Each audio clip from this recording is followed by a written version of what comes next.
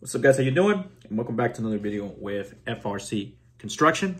And in today's video, we're going to be talking about, I think, something that's very important, an important topic. And I printed out the stuff that I'm going to talk about. And this is very important, so watch the whole video. The topics that we're going to talk about is our business goals and our plan that we have for 2025 that we have written up on here. And also the announcement of a new program plan that we started this year that I've created. I'm going to be touching on that and some of the a little bit on the process on when they hire a company like FRC Construction, the hardscape warranties. We're going to be talking about those things. So goals, our new program plan, and some warranty stuff that we'll be talking about in this video.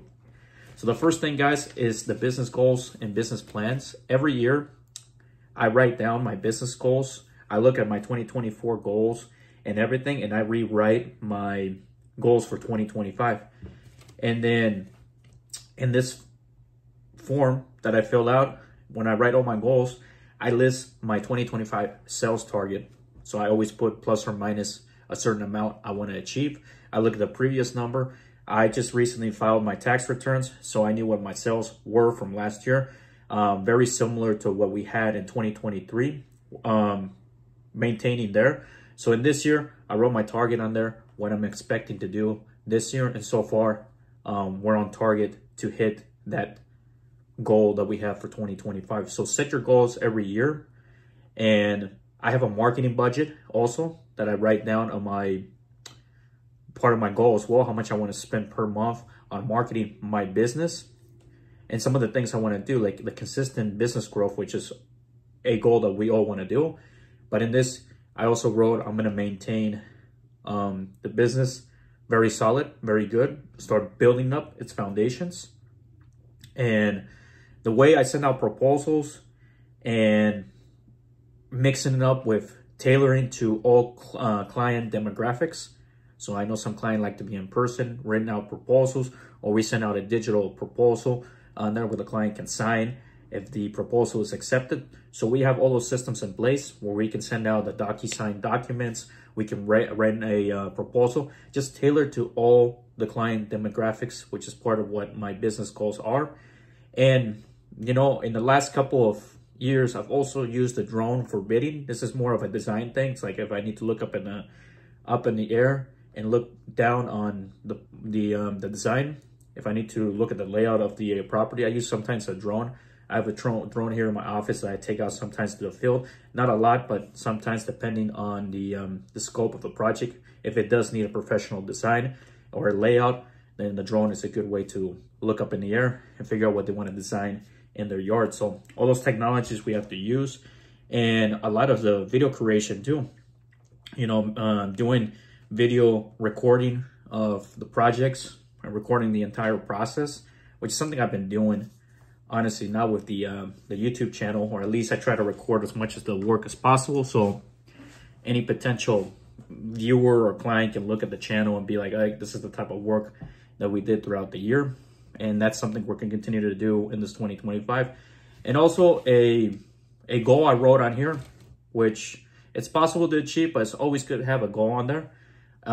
It's 10,000 subscribers by the end of 2025 on the YouTube channel. Right now, we're close to about 6K. So we're climbing up on there, doing pretty good. And that's just a goal. You know, that's a goal that we have. And I've written down on my whiteboard too. That's the plan to do by the end of the year. And then, of course, budgets for any business trips and travel. Guys, included in your pricing cost, budget for business trips and travel. You want to travel and do those business trips throughout the year. So there's a lot of events coming up. You know, there's the hardscape HNA that I haven't attended that I want to go probably this year. So I got a budget for that starting in a year to make that trip in October, and that's where it's at. Or, you know, they have the Concrete Expo that just got finished in Las Vegas. So guys, throughout those events for your business, budget those so that way you can take those travel days over there. But it's important to budget at the beginning of the year. And then, of course, maintain all business profits and, of course, pay off liabilities. I have a video on that, on that about clearing liabilities. This year, we're not going to initiate any new purchases. We're going to keep the equipment, all the assets and everything that we have, maintain all that, and start paying off some of the liabilities. And of course, be more mindful in our spending habits, take more control of our spending on there, and try to minimize that and be more efficient when it comes to the spending. And then I wrote on here also, we're going to try to, for sure, on Sundays, not to work at all. So no field work on Sundays. I've been doing a pretty good job on this because I used to work every single day, but it's always good to take at least a day off throughout the week, a minimum of a day, at least a Sunday, right? So people can go and take care of their own things, go to church, do whatever. So at least we're doing that. And I started doing that last year, where we're at least taking out that Sunday off. If we take an additional day off, like on Monday or Saturday, that's also very good as well. So we're going to be doing that, taking more breaks to refresh, recharge, that way we start the whole week on there. And then I also wrote here, my plan is to make some stock market investments. I didn't do no stock market investments in 2024. I did do it in 2023, but this year I'm going to get back into investing some money in the stock market on there. It just, you know, with all the so busy that we get, I don't have the time to really do that, but I'm gonna start getting back on doing it. And then a goal that I have is to raise some funds for a purchase you want to make in the future. So saving, that's super important. Another thing that you need to write down if you want to save as part of the goal is to save, and then follow the system that we have implemented, that we've used for the couple years for 2025. And of course, like I wrote here, have fun and take days off. So have fun, take the days off is super important. And then I divide this, my percentage of work. This is my goals, guys, my experience. You can, each business and each person who runs a small business, tailor their own goals to specifically on what you do and what is needed in the business. And I wrote in here, entrepreneur, marketing, and new customers, sales work on there. I want that to at least be 30% of all the time I spend is doing that work, which is my number one priority. New customers, new sales, and doing the marketing, you know, the marketing that I'm doing right now.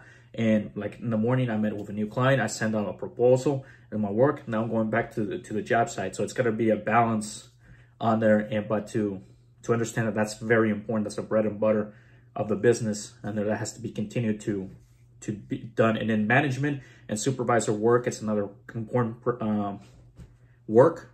Do a lot more management and supervising, which is what I do a lot. So anyway, but I'm a hands-on manager as well. So I'm always on the field too, working into the way we maintain our quality controls. I'm not a micromanager by no means, but I like things to be done correctly. And I like to be there. I like to just give directions to people and just be that leader, you know, to be able to guide the people. And there's sometimes a strong mind, a strong leader. And they used to say like a strong body is needed to be able to make sure everybody's doing the right work. So that's another thing for how we divide our work, or how I divide my work as a small business. And then office and admin work, that's super important. I gotta have time to do that type of work, you know, all the payroll, the taxes, all the receipts, filing, all that work needs to be done, you know, with all the receipts. And I'm just trying to be more organized, you know, trying to keep track of all the receipts, do the account reconciling. I use just regular Excel. I don't use QuickBooks. I don't need QuickBooks for my size of the business, which is really small. Some businesses are great, use that QuickBooks. But in my situation, I'm not using that QuickBooks. I just use Excel spreadsheets to track all the receipts on there and do the account reconciling every month. And that way you create your balance sheets, you create all that, your cash flow statements, and all that you can create through using Excel. So I also listed in here our paid company structure, how we pay, you know, people on there. This is very important. This is the structure that I've maintained for over the years, and just more information. And then I also have my system in place. So part of my goal, I wrote down what my system is, the sales process that I initially follow. And I'm just going to go over that process. I think any business who wants to operate, processes and systems are super important. Over the time and my years and how I done business, there's a specific system and then process that I do. So that case, if I want to bring somebody in that's in the sales position role, he can understand that the system that I have in place, that's really good and very effective. And I'm going to go over that system that we have. So the first step is a sales rep process. which if you were in a sales position, how the process would work. Well, it basically starts with this, is with the initial contact with a potential client, either through Yelp, Home Advisor, direct calls, direct marketing, or, you know, a lead comes in through the website on there. You take care of all that really quick. Usually it's a contact form in there with lists of information, and then reaching out to that client. And of course, reaching out to the client and scheduling those on-site consultations, which add sales appointments to your calendar. So a typical Google Calendar or any calendar, you just add the appointment, you call your client to make sure you guys coordinate a good time to meet up, to look at the job. And then any notes, any discovery information that you take, write it down, you know, usually on a calendar that I have on my phone. I write down the information and pre-qualifying the customer, you know, pre-qualifying the, making sure that this customer fits within our scope of work that we do. So if it's hard, like the client I want to go see in the morning, I qualified him really quick yesterday, or actually he sent out a contact form. So you really pre-qualified that step, which he wanted hardscape and concrete, which is what our company specializes in. So he did all the initial work, even draw out a plan and everything. So this customer was really organized. So we were able to get him a quote literally within, I saw him at 8:30 this morning. And then within like an hour, I was sitting here in my office. I put together this proposal and I sent it out to him instantly, just because the faster you can send out these quotes, or the faster you can present a pricing to the client, the bigger the chances are of closing that project and scheduling it for you. So of course you meet with the clients, you can discuss any project ideas, measurements of the job site, just the selling process in there, any permitting required, designs, plans, and there you can create an on-site proposal. So I have an on-site proposal form. So if it's a pretty standard job that just, you can do the selling on the spot, because I do a lot of those sales on the spot where I present a price pretty quickly on the spot to the client. And if that's the opportunity, then I present that price and then we try to close that job on the site. But if it's a job that requires just maybe a little bit more plugging in numbers, just head back to the office, just get that email address from the client and send out that PDF file. All PDF files are sent out to the client. Of course, we have a pricing cost sheet. So I have this for me. I know all my pricing by head, so I don't really use my pricing cost sheet, but it's available to my company. It has listed every single line item. So let's say I want to bring a salesperson, they can just plug in the square footage, plug in the hours, plug in all the material cost, all that. And it's through a nice, beautiful sheet that I've created. And that's beautiful. You can take that out to the field. In my case, I know my numbers, so I just write down my information. But it's great for if you want to sell a project on the spot. And it's a costing sheet. You can have it on your phone, on Excel sheets on there, and then you put together a quote for the client on the field. And then once that process is done, of course, you can present the sales price to the client, which is presenting the price to the client. And just, this is where you try to close the sale, you know, following up. If you need to change the scope or design of the project, try again to close the sale. If the scope is needed to change, just try again. I usually have a rule that I think is very important, is 3 times is the charm to close the sale is good. So I think it's 3 times. I think the first time, if you maybe get a few objections, oh, okay, I don't know, Ramondo, if I want to do this. So you try for about 3 times. And I think after the 3rd time, you don't hit the spot, I think you're just not going to be able to close that job. And maybe you just have to let the customer kind of brief on this. So I try about 2 or 3 times. And usually the 3rd time, so they call it 3rd time as a charm, is a good strategy to be able to try to close that job. Because you don't want to sound all pushy, because you might get pushback on there. Just to be able to have a balance about when you present that price and try to close it on there. So about 3 times to initiate that that sale. If after that, just let the customer kind of dictate on there. But I think that rule is really good. It's been really effective for me. So if the project is closed and the client does accept, so signs client on there, it's a very simple process that we have with my company. And that is, of course, just ask them to sign the on-site proposal form. So proposal form, very simple. I have a double-sided copy. I have a client where he signed a proposal form on the spot on the job on there, and you just get a copy for them. You schedule that one on a date to start a project, and then usually what we do is I collect about a 10% down payment, which is a scheduling payment, or typically on the job of the overall cost is collected. So that way the client can be added to our calendar, our calendar schedule of projects that we need to do.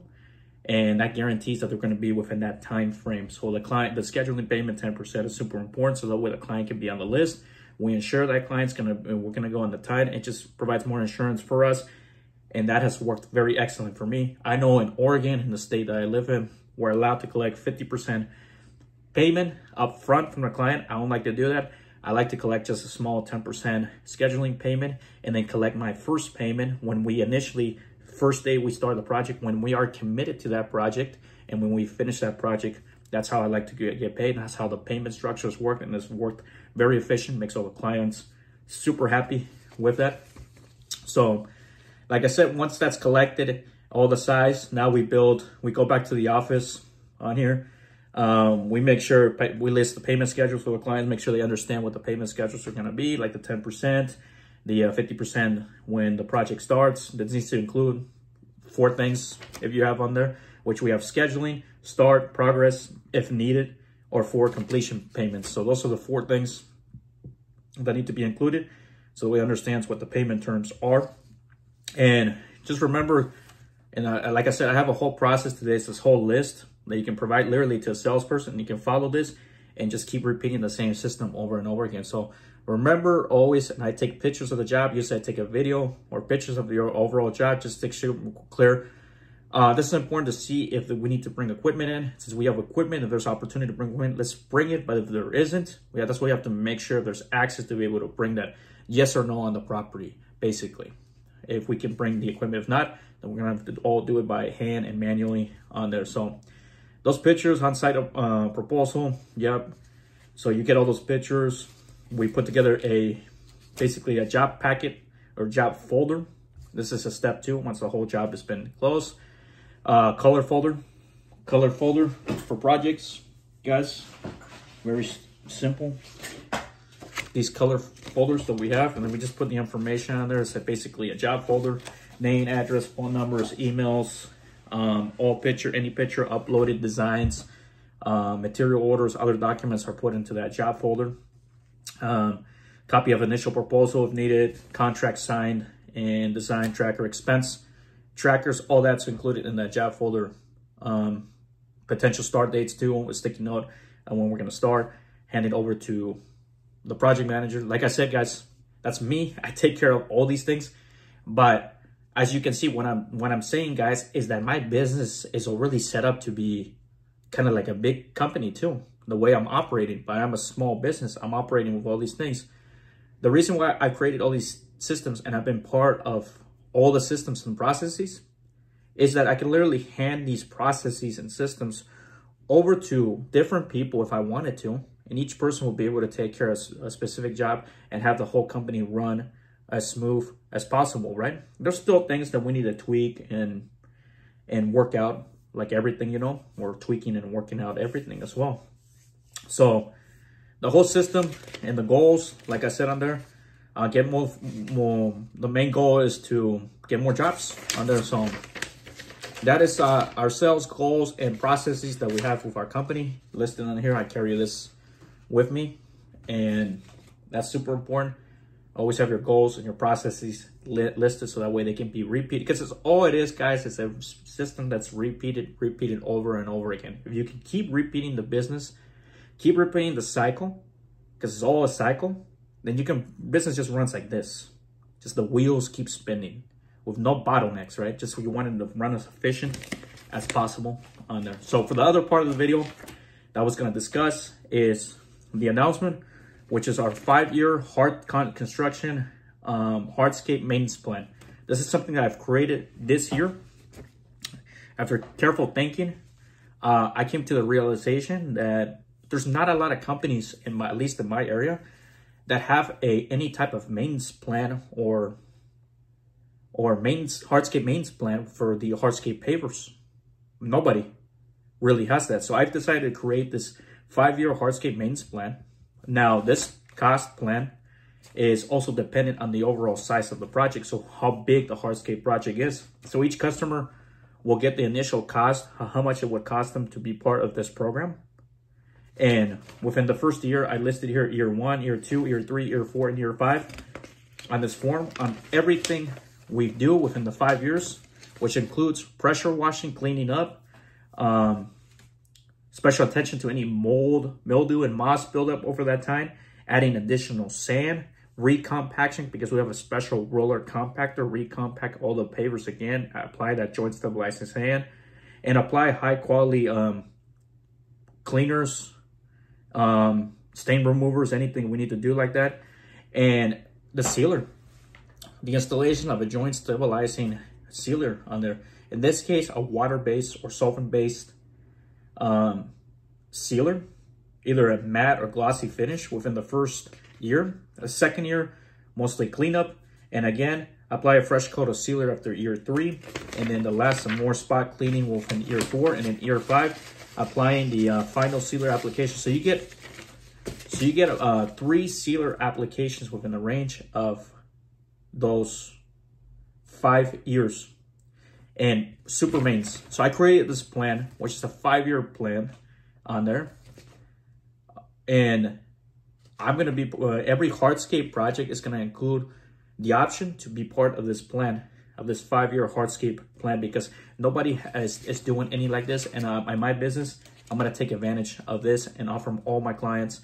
And even the existing clients, which, like I said, this is something new that I'm starting. Now I'm going to send out emails with them and tell them about this maintenance plan. There's huge opportunity, huge business for mains that we don't take advantage, that my company will take advantage of this. And I've created this plan. It's a 5-year hardscape plan where it also shows the cost, how much it would cost them every year. And if they want to purchase this program, they'll be locked in with a 5-year hardscape plan, maintenance plan on there. And our company is going to take full advantage of that, because we want your guys' pavers and hardscape to last as long as possible for many years. But it's always important within the first couple of years to always make sure your pavers are looking like brand new. It's like buying a new car. You want it to look good, but it also needs the mains on there. And then they have the option to, after 5 years, to also reevaluate the job and reevaluate their new program plan. So they can renew another 5 years if they decide to do that. We can do another 5-year plan after that and renew again if they wanted to do that option. But I think that covers them in the beginning to do that mains plan. I'm going to be doing that. And then part of the 5-year hardscape plan, guys, is also the warranty that we have, which is a 5-year hardscape warranty on pavers and retaining walls. I think 5 years is perfect. It's the perfect number, because from my general experience, within the first 5 years, typically a job looks pretty good, but there's going to be some stuff that needs to be fixed. But I think this is the amount of years to warranty a project is excellent. And my company does a 5-year hardscape warranty plan. And what does that cover? At no charge to the client when they're part of my warranty, when I do an installation. Any broken pavers, any pavers that have settled or done anything like that, loose boulder, the border pavers, settlement of pavers, stuff like that, that's not included in the maintenance plan. That's not part of this maintenance plan, because the maintenance plan is different. This is not for repair. This is for maintenance of the existing pavers. This is the warranty for the structural, for anything that's damaged or stuff like that, any loose pavers. And like I said, our warranty, unfortunately, doesn't cover the efflorescence and stains. That's why the maintenance plan is important, because that way it maintains all those pavers cleaned and sealed. And of course, on the bottom, I list on here, after my 5-year warranty, sear your pavers. Sear your pavers to protect your patio's longevity. Again, this goes hand to hand with my 5-year hardscape plan. So when I make a sale of a hardscape project, the client's also going to get a 5-year hardscape warranty at no charge, but with the option to be able to do our 5-year mains plan. So this is a new strategy, business strategy that I'm tackling on this year. I came up with and been working on that to come up with something like this. It's already in place now. It's through my website. You can check it on there. I'm going to list my information down on there. And that's a big part, guys.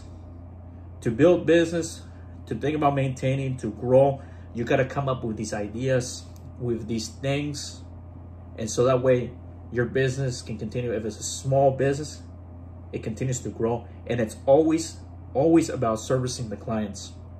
Servicing the best clients, the great people, number one. The great people and the best clients are going to be serviced as number one. I can assure you that for my company, they're going to get the best service possible. And that's exactly what FRC Construction does. And that's why we're paving the future, because we're creating future. And we're making sure that those projects that we're building last you for as long as possible. So that's FRC Construction. Don't forget to like, comment, and subscribe to our channel. And in this video, I hope you enjoyed the whole video on there. And it's some great topics and some great stuff to talk about. Some good information to, if clients want to know a lot more about our company, the insights. What a better way than to make a video, right? Guys, thank you. We'll see you in the next video.